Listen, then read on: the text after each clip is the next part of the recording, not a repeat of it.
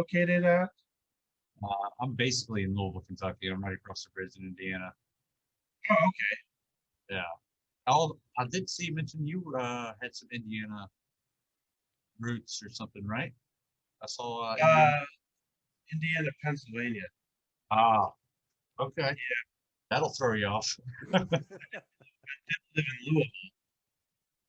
Say that again. I did live in Louisville. Okay.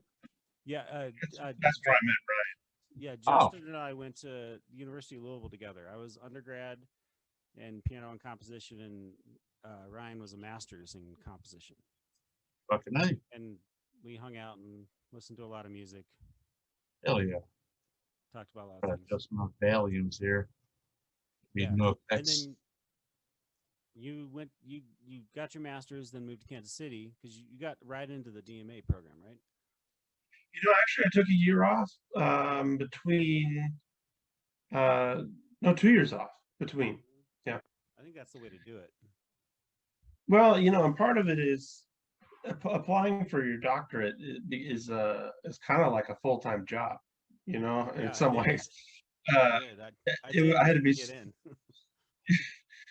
well, yeah, my first round I didn't either, but I don't think I took it seriously enough. And Yeah. so I had like this whole system of, schools and had them in different tiers and made sure I was checking all the boxes and sending things out early and double checking with departments uh and that worked out really well the second time. The second time, yeah.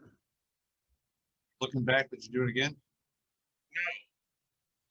But I like that I ended up here in Kansas City. I shouldn't say no. Mm. It's a love-hate thing with my degree, right? Graduating in 2008 with a composition doctorate, and all of the schools are shutting down like 25 to 30% of their workforce, and you're sitting on this house worth of academic debt, and you're like, oh, wait, what did I just do? Right. um, the knowledge I wouldn't want to give back, though. So, there's that. That's awesome. Yeah. Are you a professor? Do you teach the same kind of stuff what do you teach? Right now, for teaching, I'm just an adjunct professor. So I'm teaching history of rock and roll, Nice. and I'm teaching a class called Electronica. It sort of starts with the birth of electronic music all the way up to current trends and all the weird ways in which that actually manifests in popular culture. And actually, the end of the class, the students all make their own first piece of electronica. That's amazing. That's dope. Yeah, and it's for gen ed, so it's not for music majors, which is really fun watching them create something, for the first time. Because they're And actually I do a taking kind the of class because they want to. right, yeah, Yeah. yeah. We do a little bit of the oh, what was that show? Like the Food Channel shows where they always give you the mystery ingredient. So every week leading up to the final, I give them a mystery musical element that they have to throw into their piece. Nice. Hope the automaton isn't one of them. Although it is pretty sick. They still don't come in different faces, Justin. They They don't. fucking should. They really fucking should come in Don't different get me faces. started on those faces. We we had this club. I'll call it a club because I don't know what else to call it. Called Song Night, and Song Night started with one of my greatest friends, Peter. He just one day he said, I always wished I could sing jazz standards. I'm like, well, I can play the piano. He's like, well, let's just do that. And then more and more people started coming over. And then we had like a bass player, and then we had a sax player, and we had 8 automatons. We had like it got very out of control. There was this huge event once a month, and we had the best food we could cook, made the best music that we could make, stayed up till 3 or 4 in the morning just singing and goofing around. Hell yeah. Those are the best nights on earth. the That best sounds nights on earth. fantastic. Yeah, I remember at Patrick Solis' house and apartment in Louisville having that. That was always so much fun. What instrument do you play primarily? Do you have like a go-to? Yeah, my primary instrument is trumpet, Okay. but I'm not terrible at the piano. And I can sing as well. I think we all have to do some singing. It's awesome. You Uh, sing? that's, I mean, here for fun. Um, but I think I can remember the first song that I heard trumpets in that I like, ooh, I dig some trumpets. It was Bob Marley's Natural Mystic. Oh, it's Oh good. Yeah. Yeah. And of course I went from there into a big ska punk phase. So I got really into trumpets here for a while. I dig it. Yeah.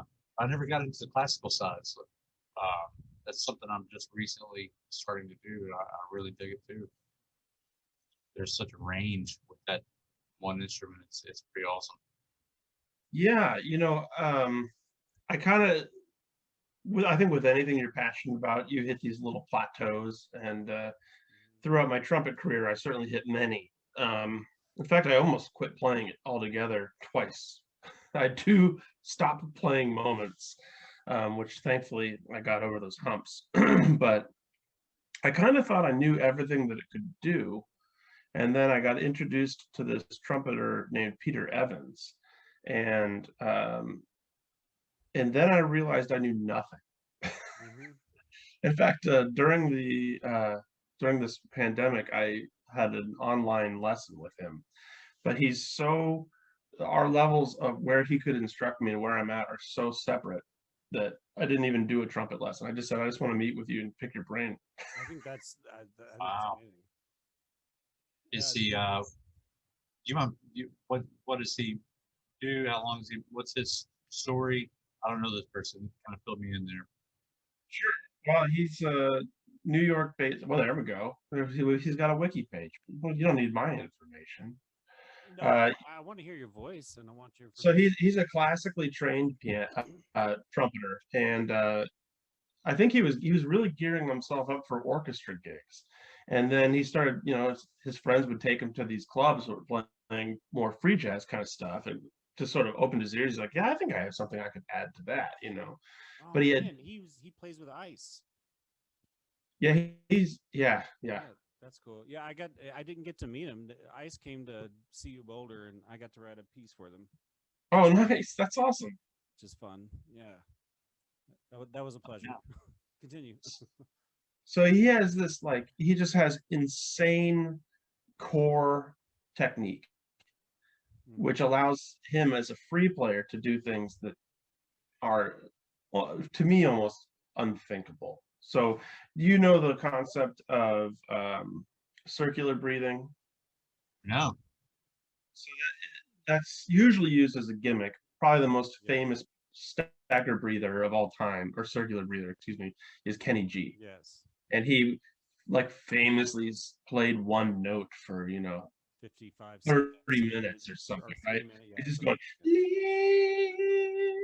and the crowd just can't stop clapping, and they're like, oh shoot, he's still doing it. So they start clapping again, right?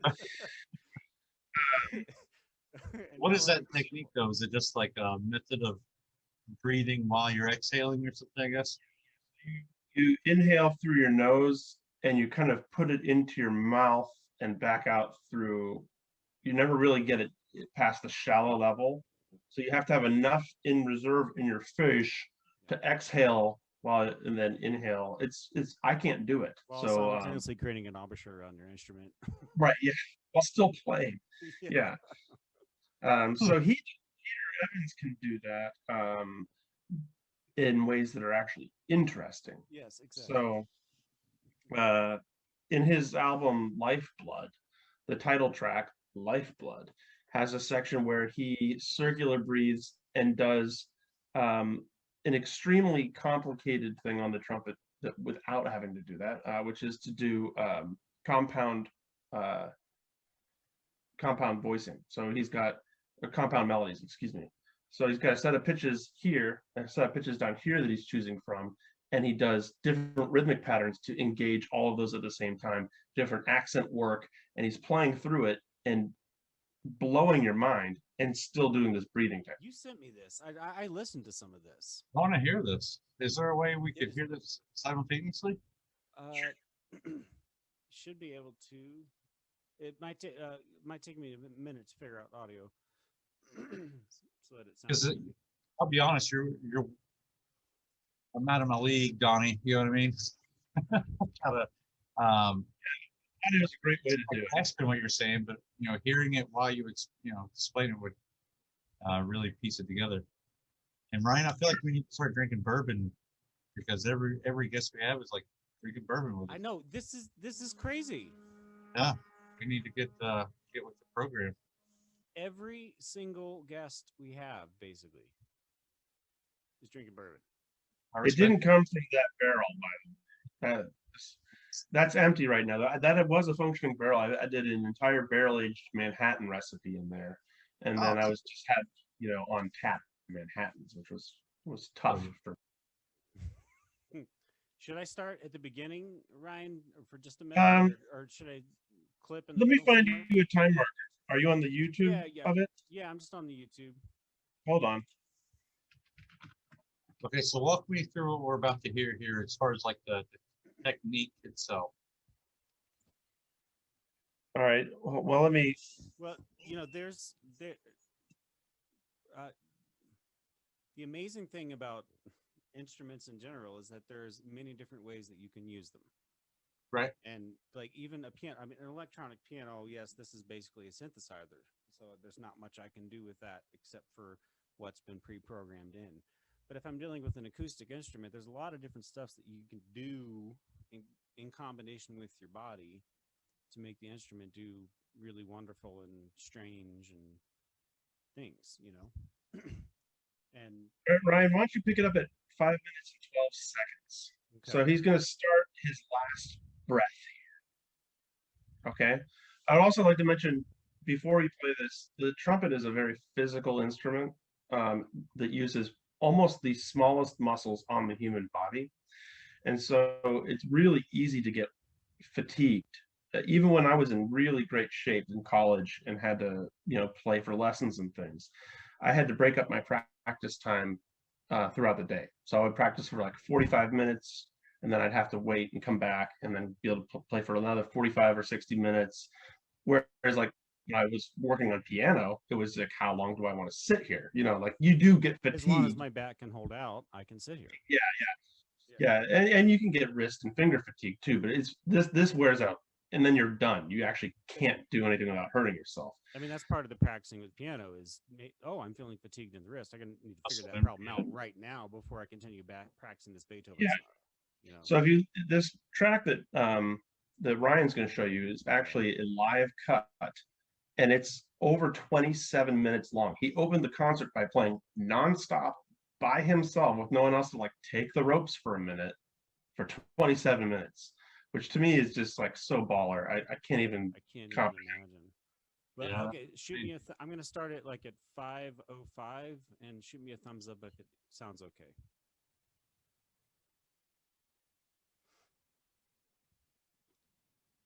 Waiting for it. Waiting for it.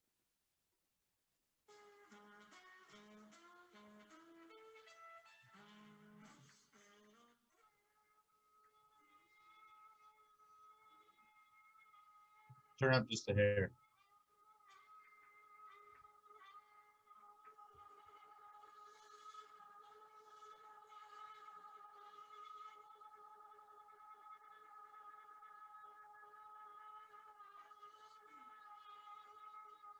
You can hear him inhaling.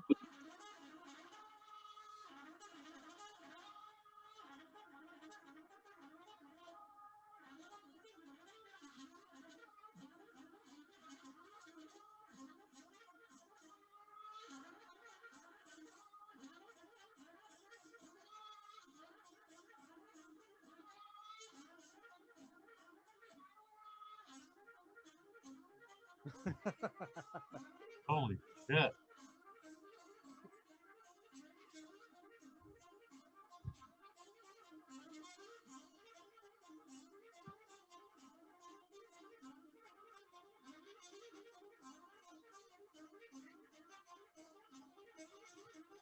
And it keeps going. Yeah. Yeah, and That is. he's got it through. He's vocalizing too.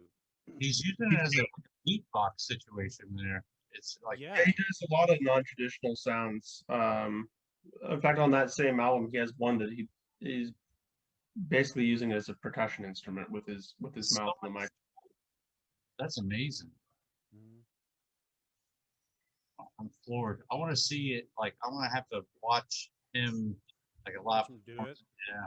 Yeah, there are some live videos, and he is doing live concerts right now, live stream concerts. So That's what made me love the tabla. Mhm. Oh yeah. Wasn't until I actually saw somebody playing, and I was like, "Holy shit!" And because it sounds crazy to begin with, and then you see it, you're like, "Oh, fuck." I have such a love hate thing with the tabla because I love it, but I hate that I will never be able to play Yeah. Yeah. Exactly. my brain. It's too late for me. I feel like you have to start learning that language when you're younger. But maybe I'm wrong. Everything I've read, and I've read a lot, it's not happening. There, That's there is my there, retirement. there is still growth to be had, but we grow in our own ways and with our own connections that we've currently made. That's a from birth kind of instrument. It seemed like you're just born with palm striking that thing. Yeah. Second. Yeah. It's Because just the rhythmic structures are so complicated, you know. So I think the first step is just learning how to speak the language. I'm sure you've seen the videos of the people that just speak the tabla. mhm. That's Communication between. I've seen that. Some people do it back and forth. Yeah, Almost having like, a conversation with the tabla. Yeah. Yeah. Yeah, exactly. it's awesome. I can't even I can't even play the guitar. So I'm sort of hopeless. Uh, Yeah. guitar. That always baffled me because everyone said is everyone can play the guitar. I'm like, no, I don't think they can. I mean Um, Radiohead did. I can't. Like that's like saying it doesn't make any sense to me. I mean, I can make it make sounds, Yeah. but I can make just about anything make sound. hmm I can learn chords, but I don't have any proficiency on the instrument. Maybe Yeah, it is an interest thing. Maybe it is like this doesn't translate to this. yeah. Yeah, I don't know.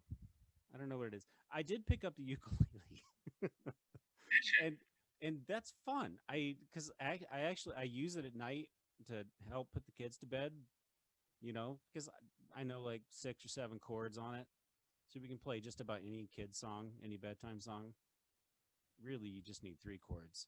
And then and then it's great. They love it. They sing along, and so that was good. You're in the uke.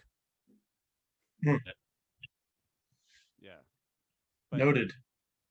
Yeah, I've had one for 20 years, and I don't know if I can play a full song like beginning to end. if you know 2 chords, you can play. Well, if you know 3 chords, you play Twinkle Twinkle, and that's really Yeah, all you need. yeah, I know the majority of the chords. Some of them I know and I can't physically do. Yeah. Like the F chord, I Oh, can't that one's make hard. do it. You know what I mean? I No. can't twist my. Ryan's also selling you a bill of lies there. He said if you know 3 chords, but it's not just any 3 chords. Well, If you know C major, B flat minor, and D ooh. mixolydian scaled, and you throw that and make that into something, you could technically play Twinkle Twinkle, but it's going to be really fucked up. It is. The kids will But not sleep well. But you could create new children's songs with those chords. You could, and you should. My words are always better than the originals anyway. Yeah, exactly. Bad thing, I can't remember them from night to night. It varies. The song's always changing based on what the hell I'm doing at the moment or what I'm looking at sometimes. Mm. It's great. Well, Actually, I was listening to the most recent band you were in? I'm having trouble Disco recalling the Bitch, name. Nope. The three-word. ensemble of Yeah, the ensemble of irreducible outcomes. yeah. I had that E.I. on. I dig it. I really do. It's I listen to like while I'm working, I can't really focus on music, but I like to listen to it. So it's easy to go like Dilla or some lo-fi nonsense. Um, but that's the opposite, I think. But I was able to listen to it in the same, if that makes sense. Like Yeah. it didn't disrupt my thinking, but I was still able to like listen to it and enjoy it while I was working. So nice. Well, I appreciate That spectrum. appreciate your ears. Yeah, Yeah, it's the trio is. I don't want to use the word was. Obviously, we're not rehearsing right now, but is it's been wonderful. You know, we the composer Dave McIntyre. He's sort of the leader of the group. He sort of put the whole thing together, and well, the concept, sort of started about like what's something that none of us have done. All three of us are composers, so the challenge had always been how do we write music that is identifiable on each performance but can never be played the same way twice. And so adding those elements of chance and adding what are different ways you can create chance, and then there was this What also was your foundation? Like what was the among the three of you? You came to consensus about what the foundation of that, the answer to that question might be. I mean, was it a fixed musical motive that you were working off of, or was it something it beyond that? differs for every piece, and all three of us brought in different music. So, for example, we had the piece that started it all, which was called This B, which is called This B is for Brian, is the full title, because Brian's the bass player and he plays the note B. So it started Does he off have as the an B extension on the bass? The or yes, oh my God, yes. he does. No. I think he Scordatura. I think he Oh, tuned down oh, for it. okay. But so it started with an electric acoustic piece that he was working on with Dave, where he just recorded him doing a drone on B over and over, and then eventually we just started playing with the drone as a group. That's sort of how the group started. Like, oh, that's cool because every time it's going to sound like sort of this thing. Then we did an old Irish tune called Foggy Foggy Dew, where McIntyre actually just took the melody notes and put them into whole notes, no rhythm, and the only instruction was you have to play through the whole piece, and you can't skip any notes, but you can go back and forth and just sort of work your way through the piece, playing each note as long as you want, or make little patterns out of the notes, and the piece ends when everybody makes it to the end. I love it. So wow. there's a lot of in a group like that, the real challenge is learning not the music. It's learning how to communicate subliminally to each other Mm-hmm. constantly. Always looking at each other, always listening to every single note the other person is playing. Yeah, I need to stop And I surfing really, because like this is the problem that I tend to have, and I think it's because I haven't done it enough, and it's also about like finding the right people to communicate with, yeah, people that you can just like get a feeling off of, and they can give a little nudge, you can give a little nudge, and it's a flow. That's so hard to produce, especially in a live setting. Well, I yeah. mean, it's probably harder to produce in a studio setting. I mean, what's the difference between like your live performances and your studio recordings? I actually felt like the live performances were usually a little bit more exciting. Our studio stuff was good, but we had the luxury of I think 3 days in the studio, so we got to take our favorite Mm-hmm. cuts, because it's not like you can go and punch in stuff. when every performance is different.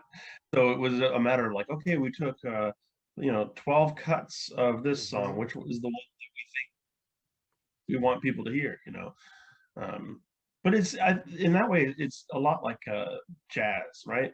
If you go see a jazz quartet where none of them are listening to each other and they're not communicating, you identify in your ear that it's jazz, but you also identify that it's bad jazz. Mm-hmm. And Is this you guys? Yeah. Yeah. Yeah. Oh, there's the silo. Yeah. Oh, I was going to ask about the silo. Yeah. Yeah, we still have a full album of material there. Yeah, there's Brian and David and myself. Nice. That's badass. So we have a full album, more than an album. We figured it would actually be like a 4 CD set if we were to produce it, of recording in this abandoned grain silo in Buffalo, New York.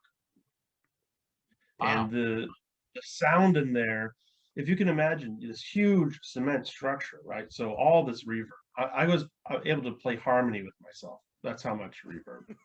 But then on the offshoots, right, are more of these caverns. So your echoes into other echo chambers, and it just becomes this. It's very spiritual, playing in there, or was. I guess now Buffalo bought it. They're gonna probably turn into apartments or something. I don't know, which is a shame. But There's a few we silos have some out. video performances if you want to see us play in there, actually. But the actual recording is still under wraps for right now. Would those be on YouTube? Which ones? Playing in the silo? No, I think they're just on Vimeo. Oh, okay. You want me to get one for you? Yeah. I don't think I have a. I never use Vimeo. I never think about Vimeo. Perhaps I should. Oh man, I have the coolest assignment for one of my classes this semester on Vimeo. They're gonna watch a documentary about the most hardcore venue.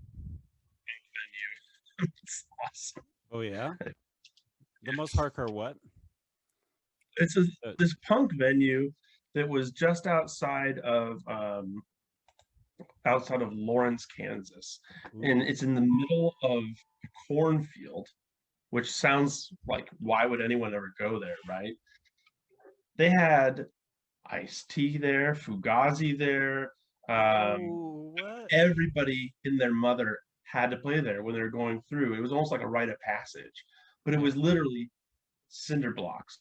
They didn't even have a bathroom. And people would just be like crawling off the ceilings and throwing themselves on each other, and it's insane. So the documentary about that is pretty darn cool. You have a favorite? Here you go, Ryan, in the chat window for you. Okay. Beautiful. Do you have a favorite punk band, Ryan? And Ryan? Favorite punk band? Like I have a couple. I can never choose one, but yeah, grab one and throw it in to play. What would it be? I feel like the stuff that I love that is of that style, I don't think that's truly called punk. Like I love the Contortions, and I think they're super rowdy and they have that kind of post-punk influence to them, but they're not truly punk. I know the difference. Maybe like, Jesus Lizard. Jesus Lizard. Lizard. It's just it's yeah, and they're more post-punk as well. You're right, but I mean, I'll listen to Minor Threat. Yeah, the Cramps. Like it. Oh, I love the Cramps. The Cramps are great. It's hard not to, right? Because it's so much fun. Is it the Cramps that has the "Let's Get Fucked Up" song? Is that the Cramps? I believe that's right. There's that. Let's do some drugs. I'm pretty sure that's the Cramps. Yep. Here we go. So this one.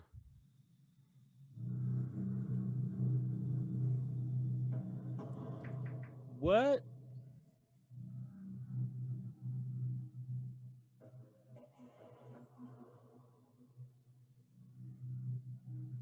It was very dark there. We had 2 lights.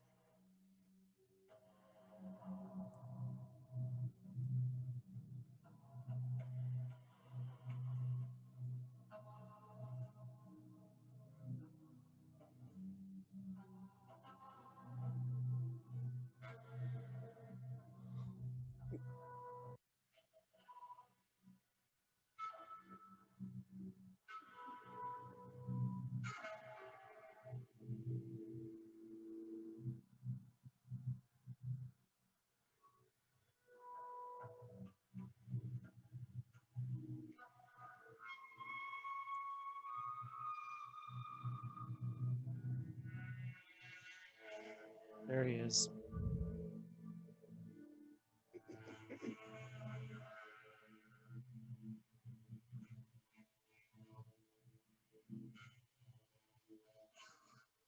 Is it weird that I wish I was laying down on the floor right in the middle of you guys? Like, No, we actually did that ourselves. When we were like playing solo or playing duets, we would sit there and just absorb the sound of the other people. you could tell it just, you could feel the feel and And some- wonder. sometimes I would even go just into one of the other chambers and listen to the sound, you know, just swirling around in there. It was really, I'm really quite- jealous that and very. I mean that. Oh wow! I want to be there right now. Can't get back. Unfortunately. When we went back for this was the first time we played there. That was just a concert. Mhm.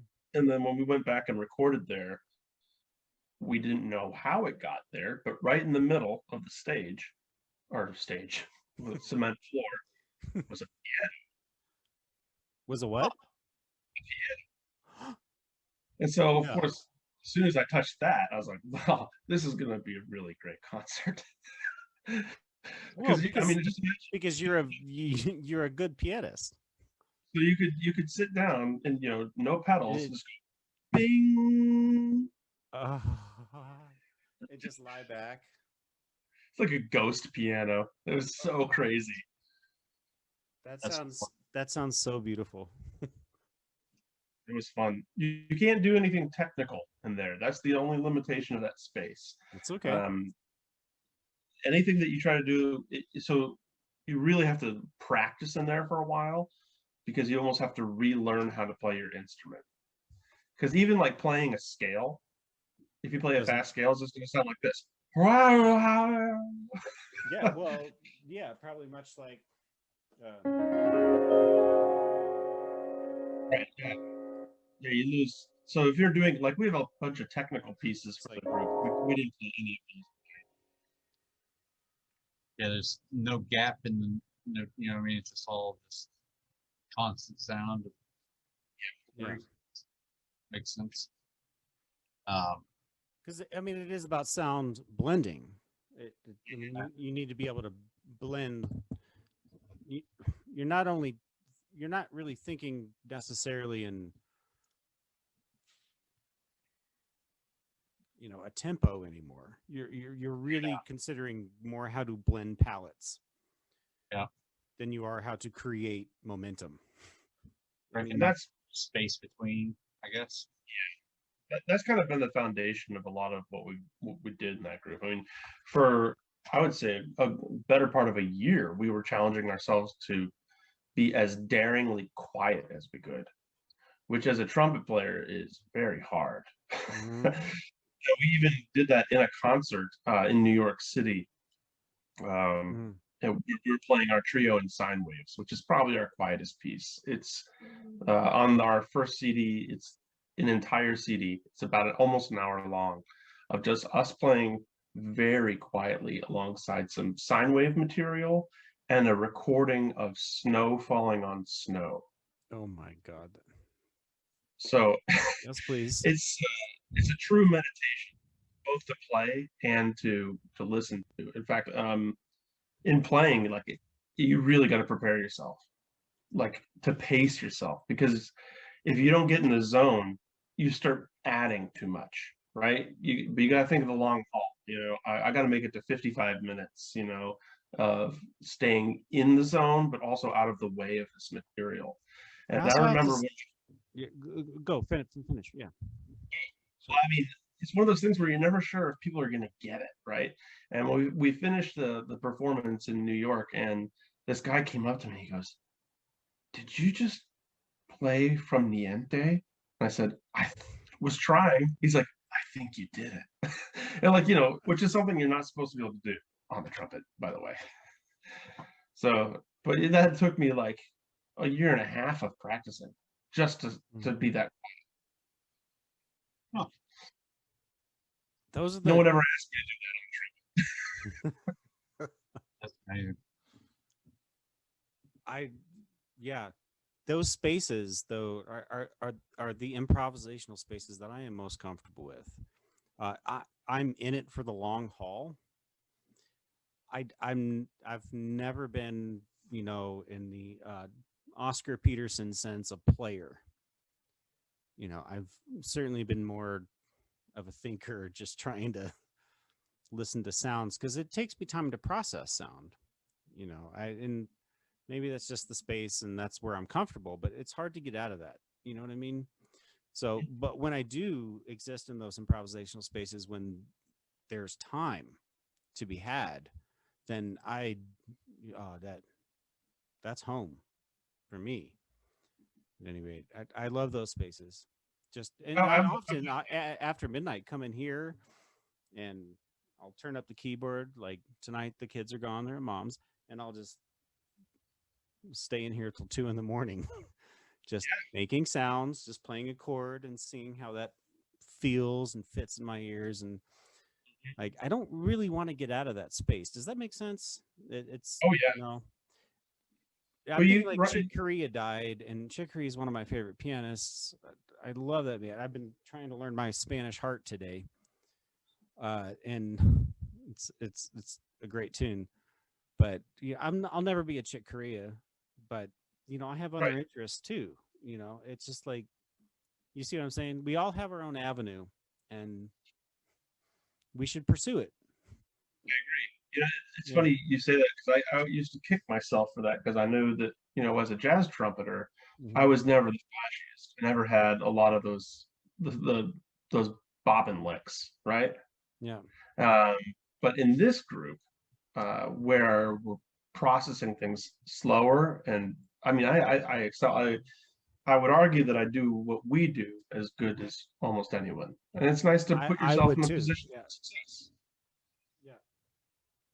You were talking about those spaces, Ryan, and I know you were looking at the inner monologues, and I think you can see the direction from being in that group and how, because you've played other piano pieces. I remember you played a piece of mine when we were in school together, with voice and piano. Yes, it was the way. It wasn't the nocturnes. Dr. Rouse played the nocturnes, I think, right? That's correct. Yeah, Yes. Mhm. but obviously the I love band. those nocturnes, by the way. I re-listened to them the other day. Oh, really? Thank you. Appreciate that. They're so beautiful. I orchestrated those, but I've never heard it. Damn, I want to hear that. Well, it might be a while. I've got some. It might. I don't know a It's whole hard lot to of get an orchestras. orchestra. Hey, do you have a collection of miniatures we can do? Like, I do. It's gonna be a good use of your personnel. Yeah. But I guess what I was saying is there's a lot of space in those, and I like having space for people to think. We don't take enough time anymore. That's the way I consume. Yeah. Almost anything. I think about it. I think about it before I eat that cheeseburger. I I think about it before I think about it before, when I play a wrong chord while I'm practicing, I'm like, wait, I'm going to step back and think about that. I sort of like that chord still. Let's put that somewhere or write that down. Yeah, I don't process too quickly. Well, As a musician, I don't. with time too. I mean, that's always that's always our biggest adversary and our biggest friend when it comes to music, right?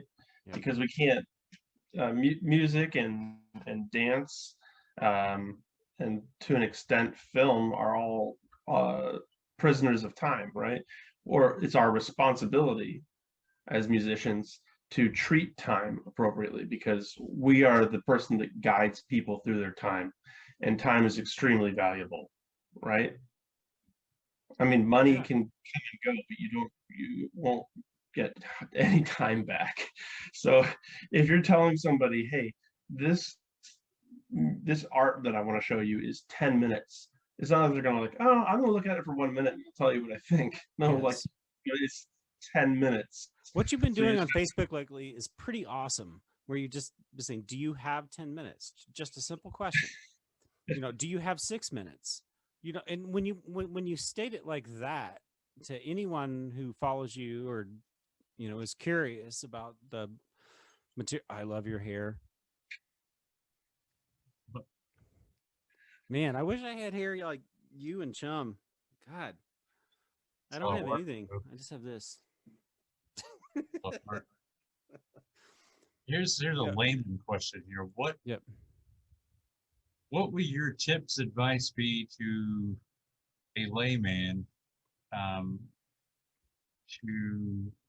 think about, use, process music better in order to like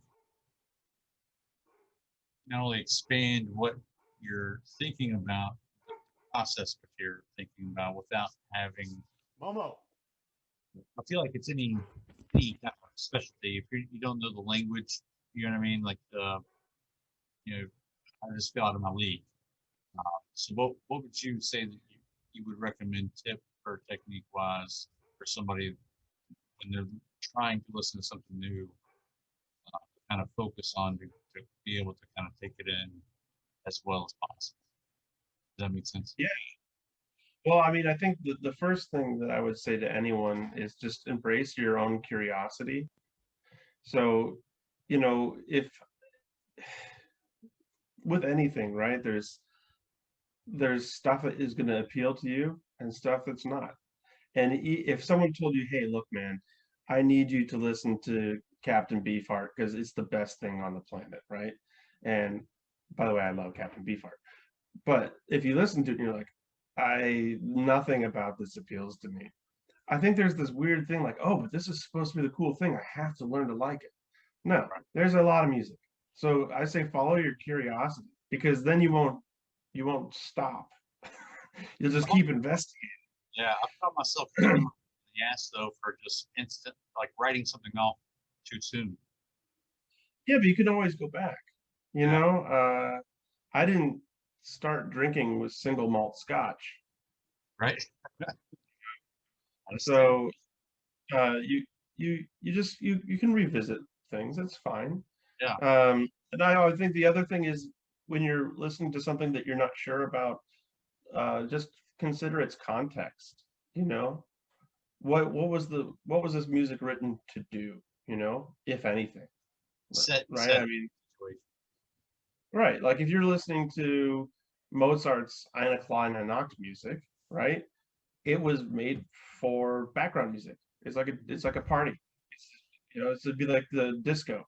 It's the same idea. It can be in the background too. Right. Exactly. But that's its purpose, and that's fine. So, and then I would say the third thing I would say is make sure that when you're looking at genres, always go right below the surface to start. Because the stuff on the surface is going to get force fed to you anyway, and it's generally not that interesting. I don't know.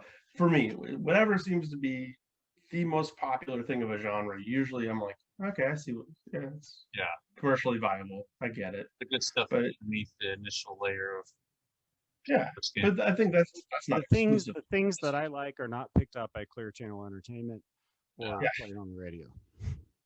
But that's every now and then I'll find a pop song. Yeah, but film is the same way, right? I mean, every now and then there's a really great big budget film, but the stuff that's like maybe just below the surface in each genre is like pretty freaking good, right?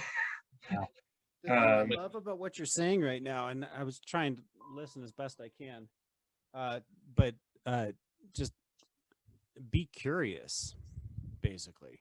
Yeah. And seek out stuff through whatever means. You don't have to actively seek it out because we're inundated by art and music all the time. But just be curious about what you're listening to. And if you don't like it, maybe find something similar that you might like. Because I don't think anyone believes that an entire genre is just a piece of shit. In that space that you're going to enjoy. Yeah. It creates a little bit extra. And I think what that ultimately does is, it creates this. I mean, we are an anthill. We are a beehive. We're all seeking out. We're not just worker bees, but we're all seeking our own little thing. And as long as we keep in communication, then we can talk about what we learned and change the world. You Yeah. know, just like explore what you want to explore. And Right. yeah, Make a point to ask people that I talk to on a regular basis what they're listening to, just to get some additional exposure or something. Like most of the stuff I listen to now is something I wouldn't have found on my own. That's for sure. It's mm-hmm. led there by somebody suggested something, and that thing led me to whatever I found that I was into. I have to know what everybody else is into to kind of get some ideas, because I feel like you just spinning tires sometimes, so I really enjoy the stuff that you guys are doing. I'm sure I'm going to spend the next couple of weeks listening to it and diving into it. You know what I mean? So I'm pretty excited about that. We're also at a really cool time where we have so much information. You said without being a layperson, not knowing jargon and stuff like that. Like, first of all, I think a lot of that is overrated. Jargon is only so good as it is if you're talking to somebody, right? It's just language. You have to get at the original meaning. Yeah. But the cool thing now is like, man, like if I found a new band and I was like, I think I like them, I could go on the internet and find out everything about them. Like, oh, hey, this bass player used to play with this band, which I liked. Oh, that's cool. And like you can just like start tying all this information together and sort of personalize that curiosity, Well, I would have totally killed on that when I was younger, if that had existed. Yeah. So Columbia House to send me their 15 cassettes or a penny or whatever. You know it. Yeah. Because I think that was my biggest hurdles, being pigeonholed into genres, but just by virtue of who I was around and my upbringing, who I, spend time with. My grandparents raised me, so bluegrass, that's just what I heard. So there wasn't a lot of opportunity to branch out and hear other things, because that's what the only noises you could hear. I think that's how we all start, though. I mean, yeah, for sure. I mean, there's no way that I didn't come from a place that was pretty pigeonholed too, which was exclusively. Man, I'm way more jealous of your pigeonhole. I don't know why. Well, mine was Bach and Scarlatti. That's everything I ever knew when I was a kid, and when I was 5 years old. For many years after that, that's all I ever knew. But then, I discovered the world of music. And went out there and went to school and then went to Ear Ecstasy and worked for 6 years, and then like discovered this thing that, I'll always go back to that. Like I was telling Ryan earlier before he jumped on, Justin, I play Bach every day. It's part of my practice routine. But, that I'm never going to lose that. I'm never going to not fall in love with that anymore. I continue to fall in love with it. Yeah. Like almost every day. That's how much I love Bach. But, I also love a lot of other things now too, because I started from that point. Right. Do you think there's kind of a stigma to, like, I mean, if somebody were to tell me what they grew up listening to, like you, and I hear Bach and what you grew up listening to, it sounds a lot better than me saying fucking Bill Monroe and Ralph Absolutely Staples. not. I love Bill Monroe's great. No, I think so also, but do you think there's a social stigma? Like, I think there is, yeah, but there's a social stigma only on the side of trained classical musicians with sticks in their butts. Yes. Yes. The rest of the world doesn't care. No. Yeah. Ryan and I talked about this previously, that both of us are much better people from working in a record store. Mm-hmm. That makes sense. Because when you're in conservatory, you're only learning this, and there is a lot. 18th century white guy music. And there's so much of it. 19th century white guy too. Unfortunately, that means there's no time to really show you anything else. Yeah. So Yeah, it's all you learn because the process is fucked up. The process is in and of itself. You need to learn all of this as a foundation. Well, fuck your foundation. I'm not sure I'm not sure why you're defining that. I mean, my foundation is what it is, and I'm very grateful for it. Sort of like alluding to what you're talking about earlier. I don't regret being so far in debt right now because I learned a lot and I got to study with some pretty amazing people.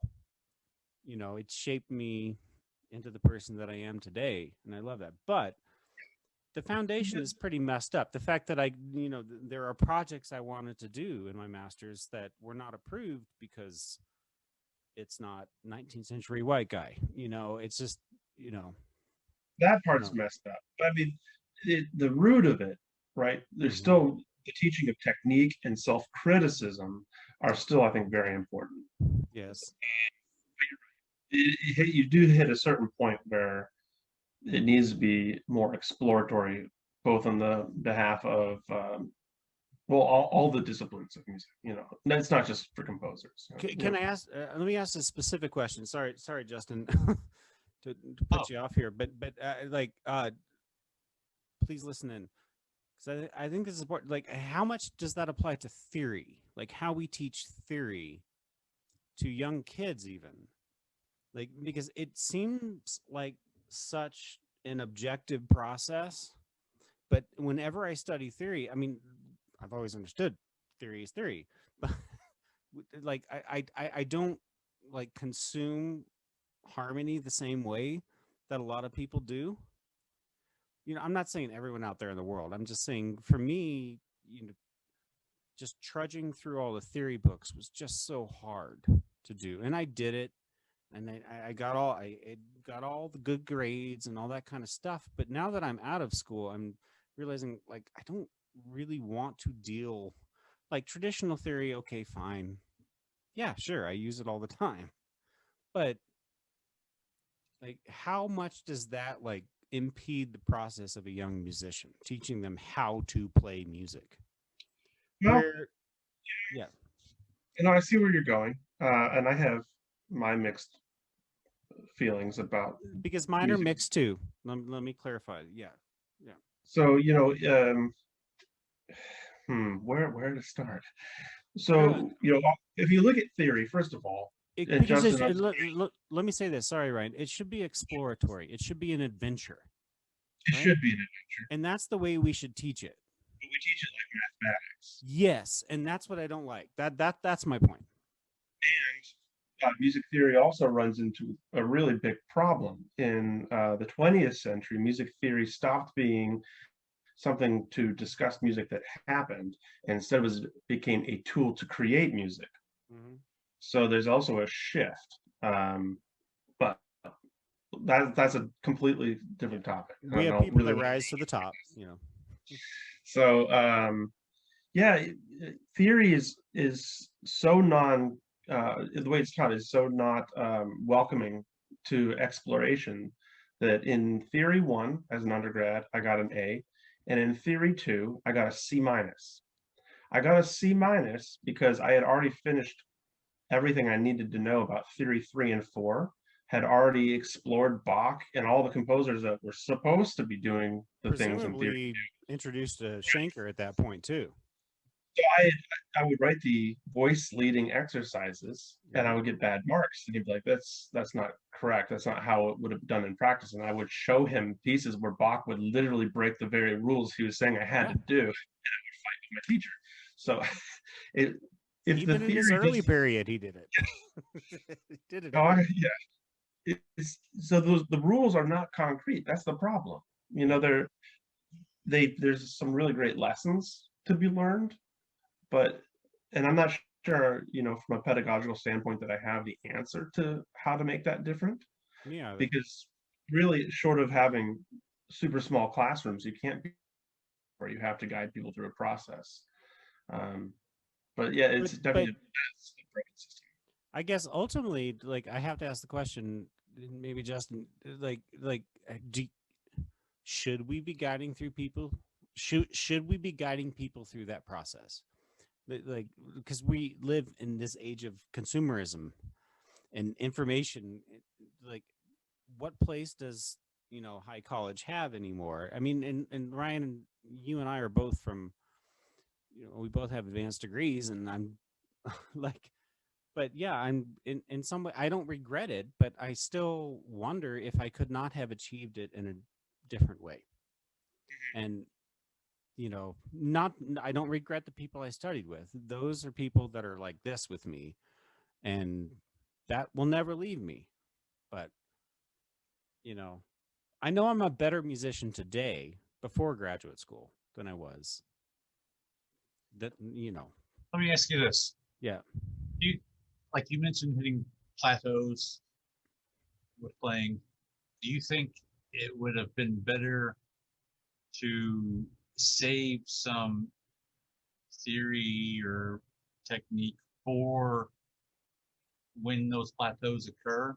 Like, because you naturally just hit walls, I assume. I mean, I do when I'm trying to learn how to play something. So you naturally just hit a skill wall, or and then you explore that as long as you can without just wanting to quit or get frustrated. Do you think those are the moments where the theory and access and to help you get through that plateau would be the way to explore that more? Would kind of leave open more exploratory playing that way? I hope that makes sense. No, that makes I sense. think I understand. Yeah. I I understand. mean, it certainly helps. I think more so, and I can't speak to everyone in the room, but the being enrolled and having an instructor also meant having deadlines. So when I'm looking to explore things on my own time, I'm a little bit less strict on how quickly I get through material. Me too. And what I learned in my first 2 years of college in theory, if I wouldn't have been in college, maybe that would have taken me 13 years. I don't really know that. So, and That's it interesting. sort Yeah. of funnels you through the experience, um, and I think that's healthy. Yeah, I have a tendency to procrastinate, so. yeah, I can definitely understand. Like, so how do you, just to move beyond a little bit, because I want to have this conversation with you more, Ryan, because I feel like there's a lot of things I want to talk to you about that would help me, and hopefully I could help you a little bit. I'm just like, I like talking to you, but like post schooling, That's the cutest Ryan's ever seen in my life. This is amazing. Yesterday you wanted me to bring the hate out. Yeah. Now it's all musical love, and I'm digging it. You're like, oh, just play it. Yeah, I'm done. At any rate, like after school. So yeah, it takes a long time to work through something. You said it would take 13 years to do what you did, but I think I would agree with my life as well. But like, I don't even know if I have a question here, honestly. Like, how does it feel, like after school, to know that you're done with it? And I know it's a complicated time because everyone's suffering, but like, how do you relate with your art right now? Because I mean, okay, I'll preface. I'm just in this room and I have my piano and I have my scores laid out on my flat board, and I engrave, and that's my life with music, basically. I record stuff for the church and do stuff like that, but like how do you relate with your avant-garde self? How do you relate with your adventurous self in these times? Because it's something I struggle with. I'm just curious how you cope with it. Oh, I say I'm coping poorly. Mm-hmm. Yeah, especially now that I don't have an outlet like I did with the trio Yeah. currently. Um, and even prior to that, watching, just my life, you've got a job that's not related to music, don't now. Yeah. you know, and then being a father, and then the energy that you have left in the day to commit to music, you know, it Is almost, minimal at best. and yeah, it became unsettling, you know, not really a good relationship, you know. Yeah. You still write the check every month to pay for the thing, and Yeah. but you, what I've kind of decided is that now I don't I'm going to write what I want to write, and if I never hear it, it doesn't matter. And that's just what I do. Um, I have some stuff I've been working on, but I can't show you because my computer decided to shoot craps. So this is a Mm. brand new computer. I've got to take my hard drive to get recovered to get those files back. But I'm finally writing something for the trumpet. I've never written anything for solo trumpet, which is so absurd What? sounding. Really? Never. Why? I've done the most closest I've come is trumpet ensemble, but But why? Okay, how big was the trumpet ensemble? like 18. Okay. Why? So when I was young as a composer, I thought it felt like cheating because I Mm. had so many instruments to learn how to write for. And so I was like, well, if I write for, I know what the trumpet does, you know, come on, you know. So even when I would hear somebody play it back, I'm like, well, I don't even need to hear you play it. I can play it, you know, like whereas if every time I wrote anything, like if I wrote 5 minutes for, you know, viola and I heard them play it, I would like learn exponentially more, you Mhm. know. So I just never wrote. Or even just single line woodwind instruments. I remember in undergrad just writing for the oboe. Like I wrote a number of oboe solo pieces.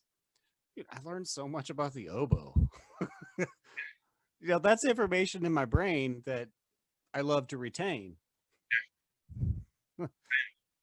So I But finally decided, well, I'm writing a book of etudes for yeah, the trumpet, and fuck yes.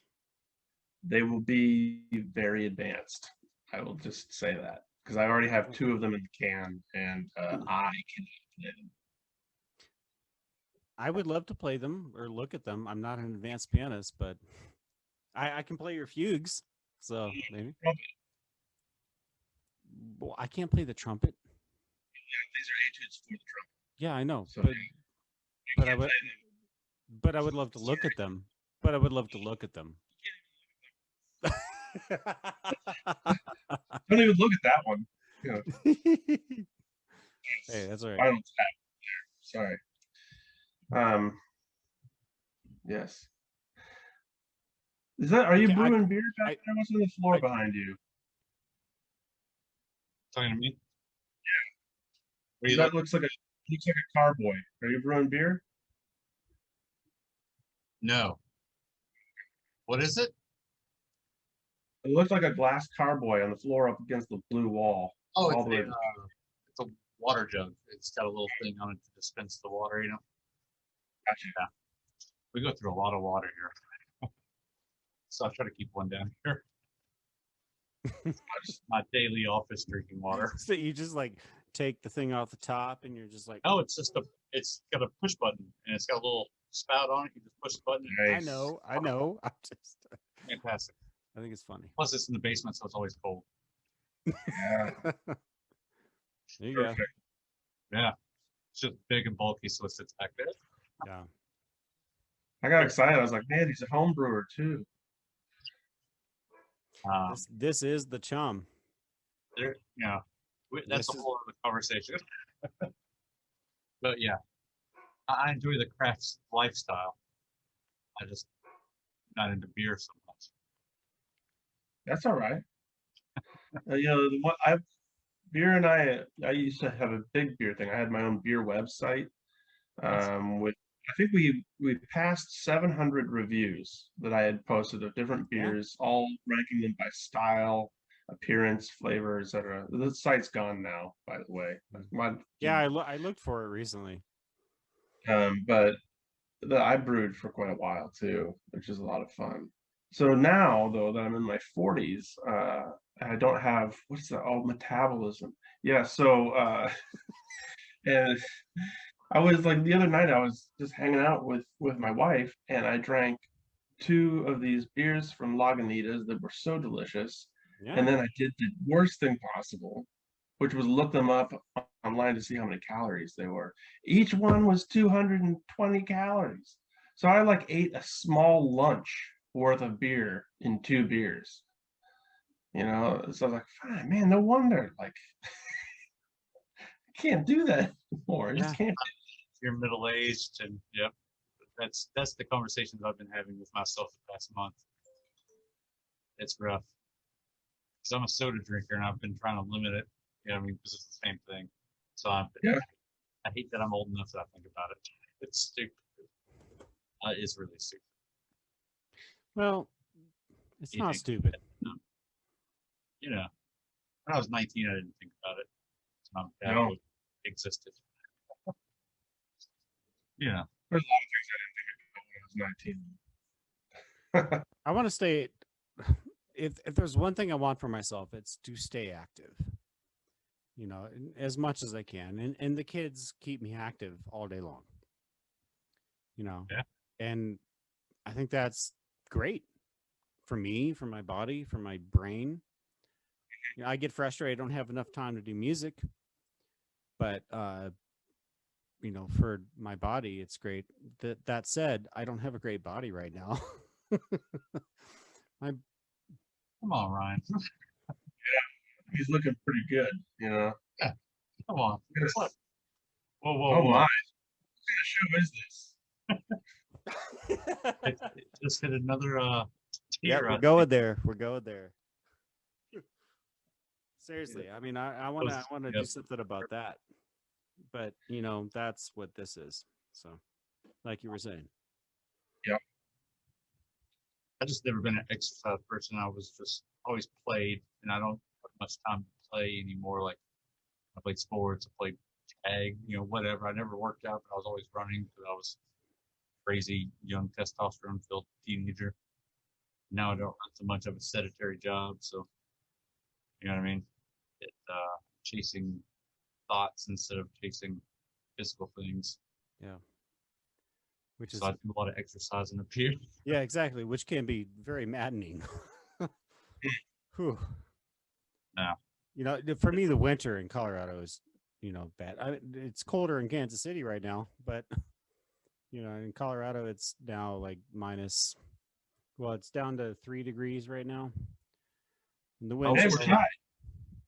It is a muscle that I wish I learned how to use a long time ago, like while I was actually in school.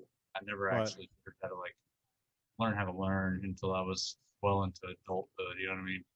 Which is weird to say, but it's just how it is. I was more. But you learn all the Yeah. time. I mean, your brain doesn't really stop forming connections till you're like 26. Yeah, but I didn't know how to put two and two together, I guess you could say. It was a clear point in my life where I went from survival to I can breathe and try to take some time to figure some shit out. Yeah.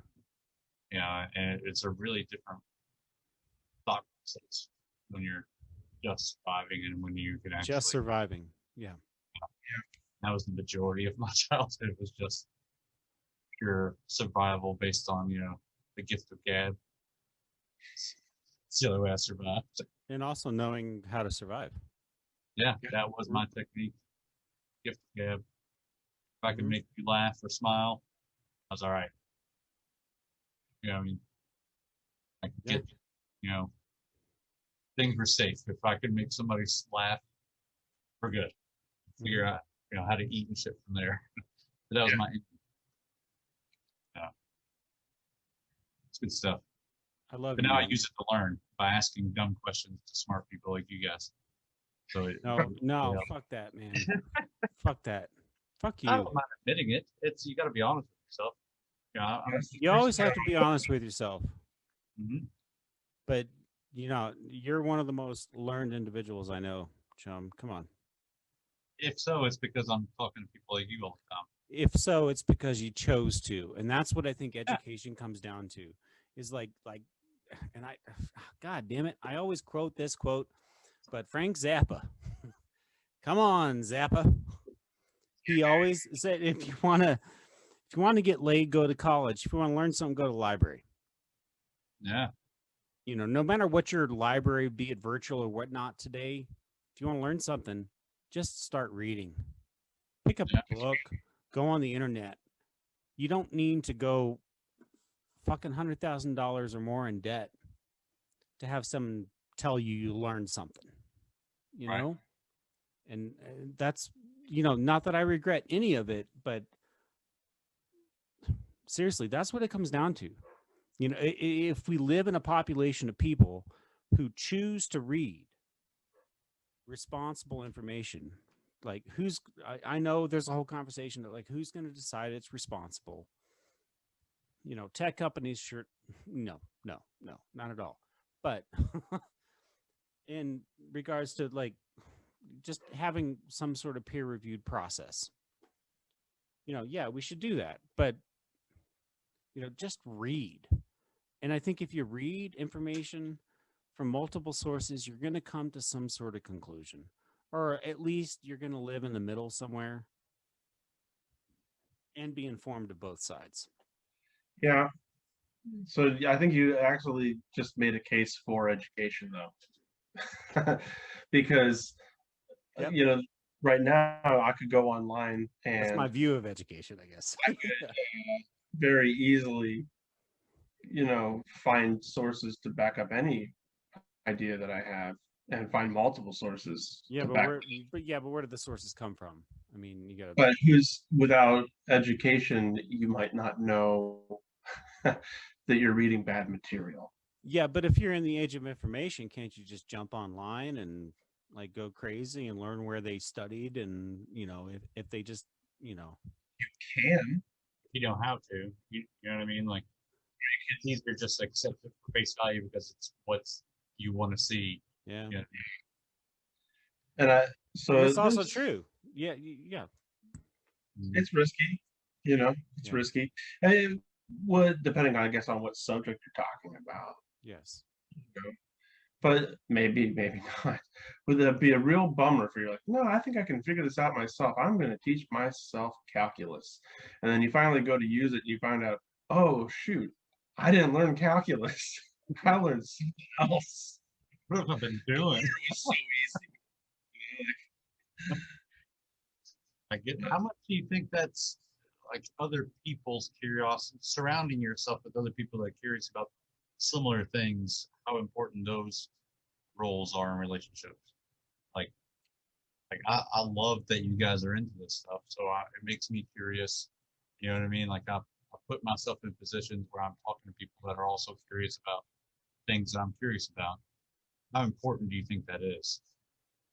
I think it's huge, you know. Too. Uh, I we'll divorce it from music for a second.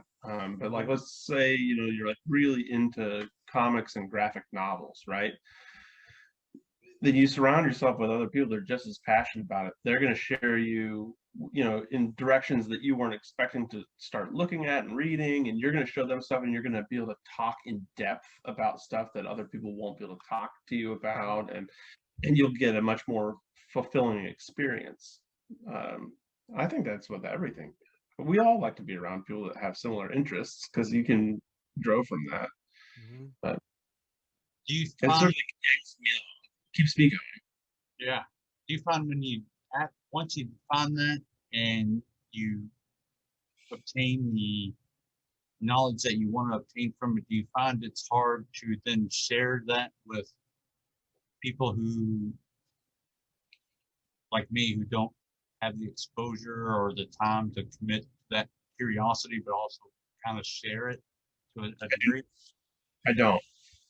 But I've also, you know, done that professionally now for 16 years.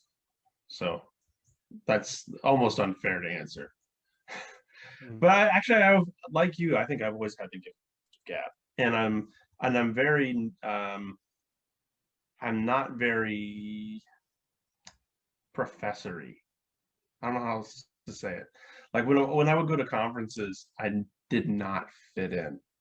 I gave a paper in at an American history conference, something or other. It was on my research for about Henry Cowell, and it was like, man, we watched this guy, and he gave probably the worst paper I've ever seen. It was on John Zorn, so I was excited to see the paper. Yeah, John Zorn's amazing. He went over his time, and they kept telling him he had to stop, and he said, "Oh, I just got one more thing." So he went so far over his time that no one even got to ask him questions. And when it was over, I mean, it was just so bad. And so I'm Like, walking his with paper was bad. Like, yes. yeah. And so I was walking with my peers, and I said, I think we just listened to that guy verbally masturbate in front of us for an hour. And everyone looked at me like, why would you talk in that way? Like, that's what he did, like. It's exactly. I don't know. But I guess I'm a little rough around the edges for higher ed. But that makes me a little bit more relatable with everyone. I'm okay with that. Mm-hmm. Exactly. And you should be. I mean, everyone should be. We should all be more relatable. I got brought in for a concert. They did the Macmillan's 7 Last Words from the Cross. Yeah. Which not a Chumley, if you don't know that, that's a emotional whirlwind, that 7 movements and then you can't unhear it afterwards. Really beautiful. And I'm an atheist, so to tell you that I'm moved by, I should say a lot. Yeah. But I'm still not convinced, but yeah. By the piece? Yeah, I need to listen to it more. Okay. I'm also an atheist. They brought me in to do the pre-concert lecture, and they said, help the audience get to this, because they're not going to relate to a lot of these sounds.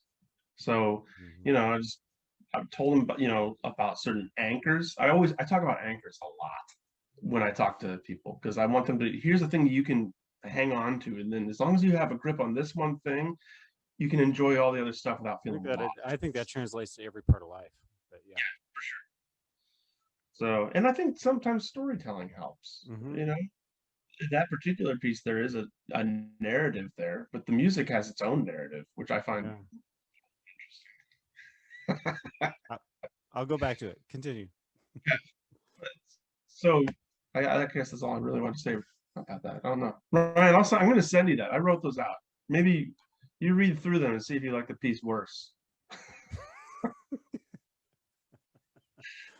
Okay, let me say this. I don't often, upon re-listening, be it the 2nd, 3rd, 4th, 20th, 40th time, I don't often hate the piece more.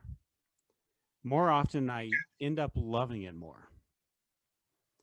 I might get, like we were talking about earlier, Ryan, I might break the cycle at some point. But, the more I listen to something and consume something and try to understand where it comes from and understand the idea, the more I appreciate it and the more I just want to engage with it. Because maybe I'll have to try that with Beethoven. Yeah. I'm not going to presume to play Beethoven for you right now. It's good. Yeah. Yeah. Chick Corea just died. I mean, come on. Chick Corea was a fucking Beethoven. Yeah. And he was a big fan of Beethoven. Yeah. He wasn't he? He recorded some Beethoven. Did he? I think he didn't, or no, that was Keith Jarrett, probably. Keith Jarrett recorded a lot of, Shostakovich and Handel and probably Bach. Yeah, oh no, I have a promo copy of Keith Jarrett on the Welt over Clavier Book 1 on vinyl. You know what it sounds like? Yeah. It sounds like Keith Jarrett playing Bach. It's exactly how they marketed it. It's exactly what they wanted it to sound like. That's what I like about it. Yeah, exactly. He's not trying to be something. I'm not being. Oh yes, you are, Brian. Get off your Glenn Gould high horse over there. Yes, Glenn Gould's my fave. Of course he is. He's the best. Are you kidding me? The best. He's the one that understood the piano was a percussion instrument. Yeah. And also Rosalind Turek, Hungarian.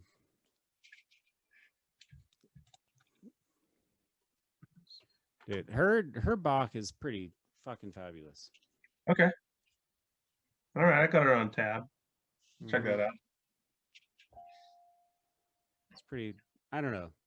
I like Andre Schiff. Nope. I want to Not a have a fan. general question here that Yes. all parties can very easily answer. Please. So I'm going to name a couple of music terms, and I want you to think about which part of music from those terms is the one that enchants you the most about the art form. Okay, and we're just going to limit it to 3 terms: melody, harmony, rhythm. There's a lot more to music than that. Yeah, But for sure. I was curious where people land. What's the thing that is sexiest about music? The thing when you hear a new piece of music or a new song on the radio or whatever, what's the thing that grabs you first? Or Stuff. You want me to go? This is hard for me. It's not rhythm. Not rhythm. Although I love rhythm. I have to say it's melody. But how you define that is something I think is pretty subjective. Because I find melody in harmony. I go where my ear goes. I go where the pianist touches the keys. And if that's in the middle of the damn chord, that's where my ear goes. And I hear the melody. So it's melody. I think for me, it varies by like what I'm seeking. I would say harmony is probably the gut answer. But rhythm's up there because rhythm to me is a vibration, if that makes sense. And there's a lot of different times where I have different vibrations and need different rhythms. You know what I mean? To, get those out of me, if that makes sense. But yeah, harmony is probably my gut instinct there. What draws me the most? You think about like the coming together of sounds, multiple sounds, texture. yeah, harmony is for me the ruler of my heart. Mm-hmm. If I hear an interesting series of harmonies, I can forgive almost anything. You mean like a cyclical series of harmonies, or It could be a anything? terrible Because I know you. Yeah, I mean, come on. a terrible piece of music that has 12 seconds where they just the what they did with harmony was so good that I'm like, stop, you're cool. I'm with you now. I like if I'm listening to something outside of the classical genre, right? The very last thing I ever investigate is lyrics. Huh. I think I've been taught to not listen for lyrics because of bad lyrics. But you like You hip know, hop. I do. You love hip hop. I know you do. Yes, that's true. That's a little different, I It guess. is. You're right. You're right. You're right. Although, I mean, if I probably the hip hop record that turns me on the most right now is Pimp the Butterfly, and Oh, hell yeah. that is Kendrick. a lot of harmony. I mean, there's so much jazz influence It's running through all, that whole yeah. album. But yeah, that's a good point, Ryan. It doesn't that mold does not fit for all genres. But Yeah, I think like even with radio, it took me forever to listen to their lyrics. And some of their lyrics I hate. Mhm. What are you saying, Justin? I think hip hop is very lyrics are often second nature to the rhythm and harmony. You know, it's more Second nature of the rhythm. Yeah. yeah. But I'm a big lyric guy when it comes to hip hop. It really like Freestyle Fellowship. You know, they're very harmonious with their lyrics. It's almost like they're a jazz hip hop group with their voices. Yeah, exactly. Sort of like original 70s, like Last Poet shit. Yeah. I Um, mean, yeah. but then you get in your Ghostface Killers and your Danny Browns and shit, and it's just like this dude's saying some shit, and it's fucking blowing my gourd off. You know what I mean? It just becomes all about the lyrics. You know what I'm saying? Yeah. They just take over the focus and overpower the But you're harmony. not necessarily, you're not going to recite them. It's not something that you're going to like stand on, in your house and recite them. It's something that you're going to feel, maybe much like harmony. I don't know. I'm just, it's fair. I mean, I made the distinction between hip hop and other lyrics. I have a real problem with other lyrics. I agree with you, Ryan. I don't listen or read a lot of lyrics unless I own the album on vinyl. You know, with hip hop, it's a little different. I'll because I listen to hip hop a lot. Maybe that's the issue. I don't know. Like I Yeah, constantly listen to the lyrics so they get in my head. You know. but like in terms of it being so embedded with the rhythm too, it almost becomes like a timbre. Almost, Mm-hmm. it's an effect. That it's an instrument, almost devoid of if they didn't know any of the words, because sometimes it goes by very quickly. If you Yes. don't have Yeah. it, it becomes more of an instrument than a voice. You're Yeah. absolutely right. Yeah. And that's what And I'm okay. I mean. That's what creates the great rhyme artists of our time, too. The ones that can accentuate words, accentuate phrases, in like a responsible way, but also a way that like gets them out into the public. So that, you have these phrases and you have these things, these ideas that stick in your head. You know, uh, yeah. As a pianist, I'm not like playing every single note. It's like hear this note, hear this note. It's definitely more of a flow thing, trying to figure out like what is the message you want people to hear. I don't know how far off topic we got, but No, I that's spot on there. I find this fascinating. I do.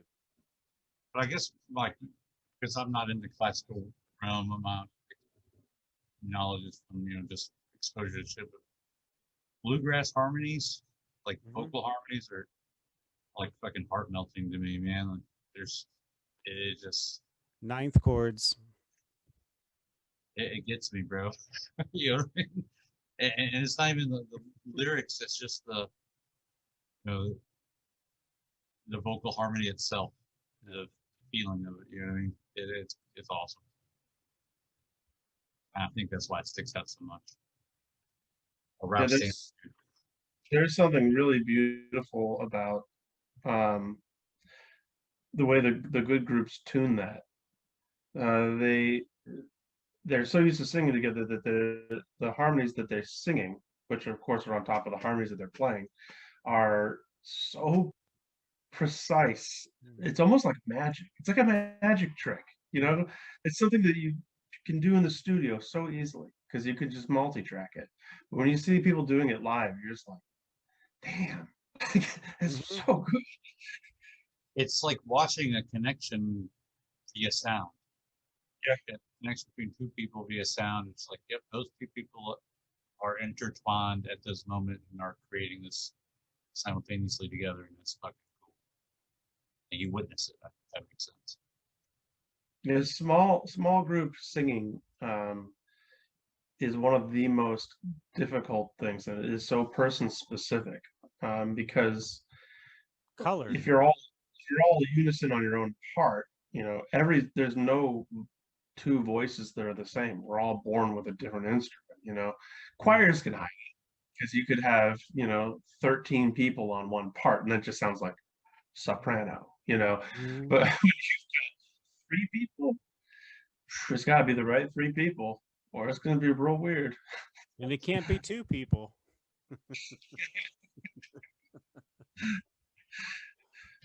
Or what? Or maybe it could be. Or one guy's singing multiphonics. You know, I don't know. Yeah. Yeah. I wonder how many times that's happened in like a traditional bluegrass band where like the Billy Bob brings in Sue Bob and they're like, something's just not fucking. We can't get it together here. So you got to start trucking because when we start singing together separately, it sounds good, but when we mix our shit together, Sue, it's just not happening. Right. It's bad. I mean, I'm sure it has happened. It's not what you want. I think it happens all the time because of the ensemble. Yeah. I mean, you have to have the right people on board. Color is something that is unique to every voice. I mean, I know I was Kent Hatterberg at U of L got me into the collegiate choir because he liked the color of my voice. My singing voice is strange. Yeah, I sang in Chumley. I know, dude. I think it's awesome. Okay, thank you. You know that Ryan Oldham is a Chumley fan as well. Sweet. And he's meeting the namesake for the first time tonight. This is the Chum. Yes. I have the t-shirts still. Oh yeah. Oh, you still have the t-shirts? You better believe I have the t-shirt. I have my daughter has asked me what that means so many times. So why is this before, after? Because of Andy Warhol. Fantastic. And the Chumley. That warms my soul. Fuck yeah, dude. Chumley, what do you know about overtone singing? Not much. I mean, I've heard it. I don't understand how it's done, like technique wise. That's what you're asking. So you might get a kick as somebody who just likes exploring things. This might be something that you could practice yourself and learn to do and get great pleasure from. I love this commercial.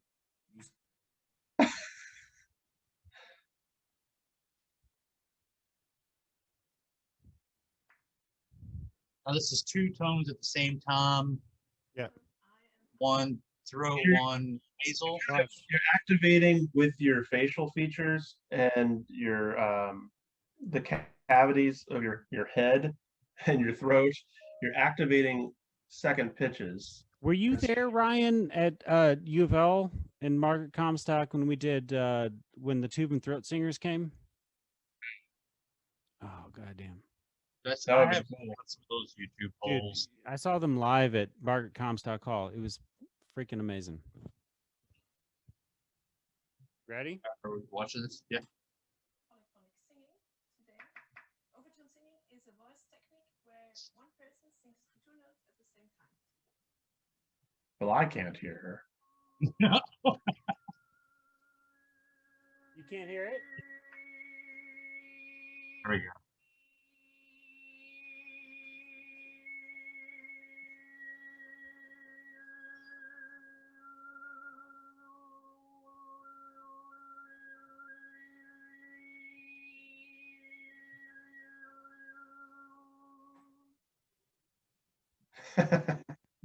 So trippy. Now, is it standard, like one stays the same tone, or is there variations, like doing both at the same time, different? So you can, yeah, you have a fundamental. This comes down to sound, how sound waves work, right? Yeah. So yeah, anytime you change the fundamental, you can change all the overtones above it. So if you think about like a guitar string, right? Or maybe you already know about fundamentals and No. so well, I mean, I could use a refresher, is what I'm saying. So if you're thinking about a guitar string, right? And we'll just pretend it has a fundamental. You're gonna pluck it and it's gonna make it sound while you're touching nothing else, right? And then if you cut that guitar string in half by putting your finger on it, right? Now you've created two halves, and you've activated. Essentially, you've gone up the overtone series by half. This works on all instruments, wind instruments, and et cetera, et cetera. The piano is a little different because everyone has their own string. But the best, if you'd only touch that note rather than depress it, you actually activate the first note of the harmonic series. And so from there forward, it's just where you touch it. Yeah. yeah. So if you touch it at a third of the way, which third? A quarter, which quarter? There's 4 quarters, right? Fifths, and just the overtone gets higher and smaller, or the series gets closer together, the higher you go away from the fundamental. Yeah. So it goes Here, octave. I'll pull up a visual. If you change the fundamental, you gain an entire new series of pitches. Gotcha. Now, what's really trippy is that instruments actually activate those overtones whenever they're playing the pitches above them, so which makes one of the things about tuning that's tricky. Ryan's piano does not do this, but an acoustic piano has overtones that can be activated as well. But you can look at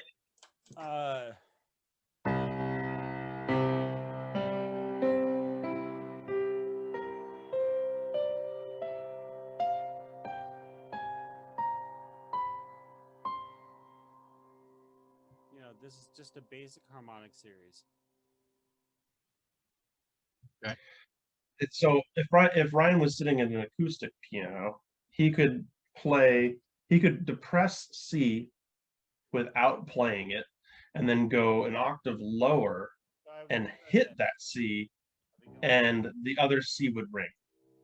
Yes. Makes sense. Would ring 2 octaves above, right? Yeah. So any C that I play on the piano, if I touch it halfway, it's going to ring 2 octaves above. If I touch it at a fourth, it's going to ring an octave above, an octave and a fourth. There's a lot of stuff that, if you want to get the third of an octave, you can touch along the sixth, and you can get a third up here. It's like there's a lot of things that you can do. Mm-hmm.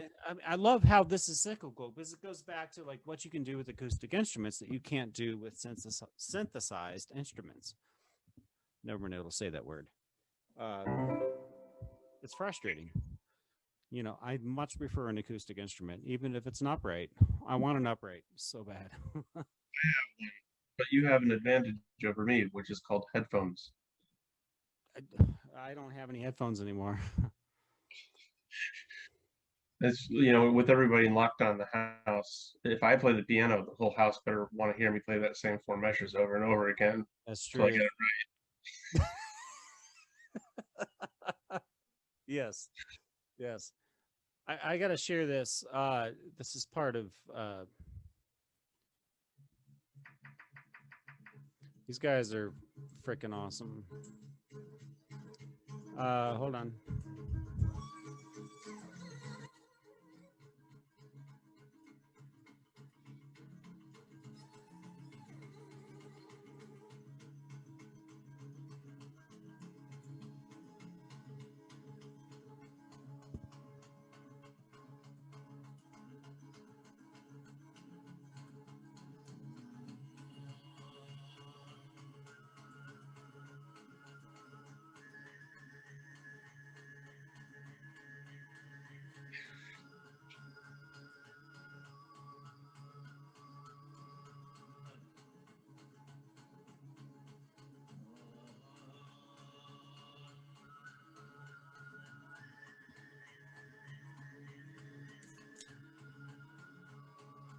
See, that's not fair. Those people like it.